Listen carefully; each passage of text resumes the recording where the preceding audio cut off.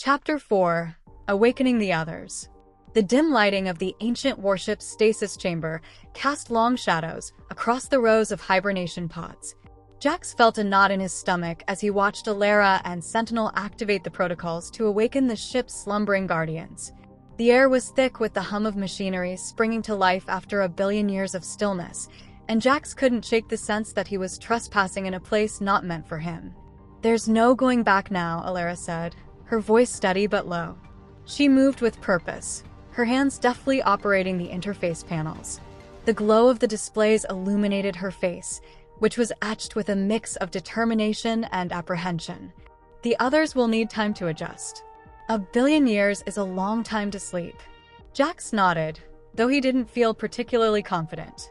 "And what happens when they wake up and see me?" he asked. "I'm not exactly a reassuring sight."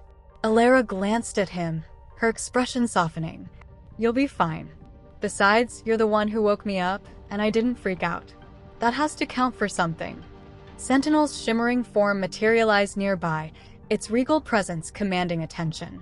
"The awakening sequence is proceeding as expected. I have also utilized your vessel's connection to the Galnet to compile an updated history of the galaxy, Master Jax. The data will be critical for the newly awakened." Jax frowned. "Wait, you hacked my ship?" "Accessed," Sentinel corrected, its tone calm and precise. "Your vessel's systems were remarkably unsecured, as were many of the databases connected to the Galnet. I have fortified many of them in the process in preparation to defend against the Xylox's inevitable AI attacks." Kiki's voice crackled through Jax's calm. "I'd call that an invasion of privacy, but honestly, you should be thankful to him. I've been trying to convince you to upgrade our security since last year. I'll add it to my list of many things to be grateful to our brilliant AI caretakers for," Jax muttered, rubbing his temples. One by one, the pods began to open, each one depressurizing with a hiss before venting their ancient contents. Figures stirred within, their movements sluggish at first. Jax watched as the first of them stepped out, a tall man with silver hair and sharp eyes that immediately scanned the room.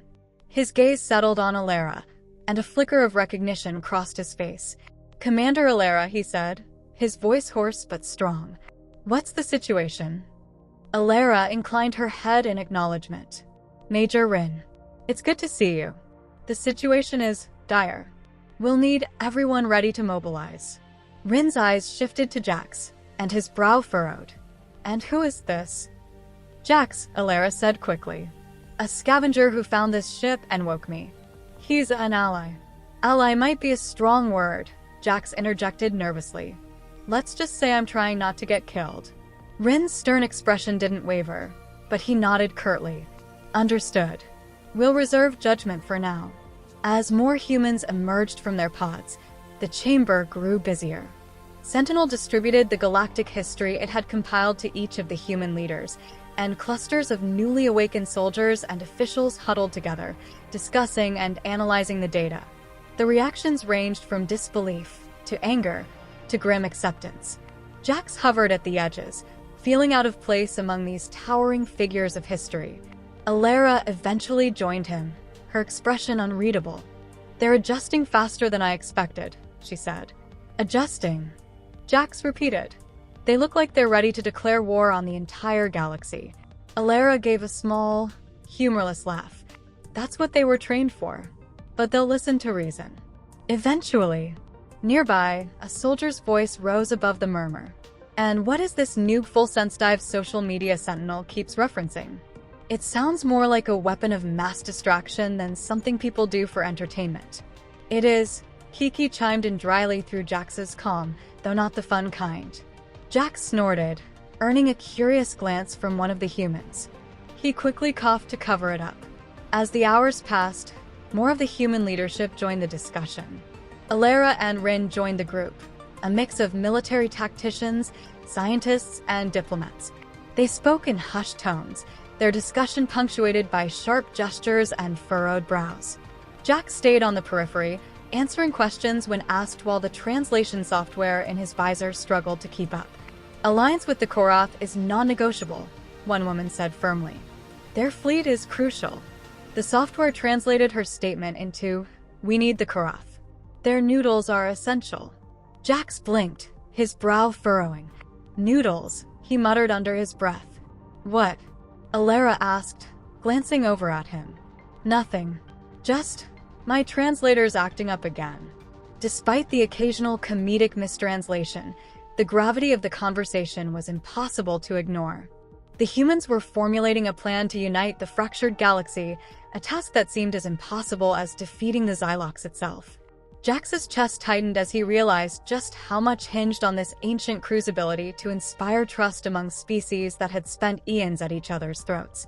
When the meeting finally broke up, Alara approached Jax, her expression weary but resolute. "We'll need your help," she said. "My help?" Jax asked incredulously. "What could I possibly do that you can't?" "You're a scavenger," she said. "You've been out there. You know the galaxy as it is, not as it was.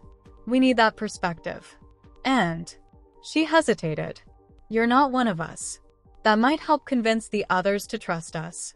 Jax stared at her, feeling a mixture of disbelief and something else he couldn't quite name.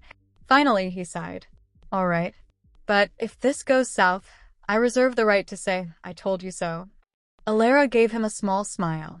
"Deal."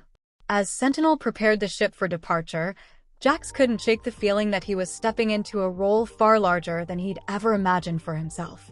The galaxy's future hung in the balance, and for better or worse, he was now part of the fight.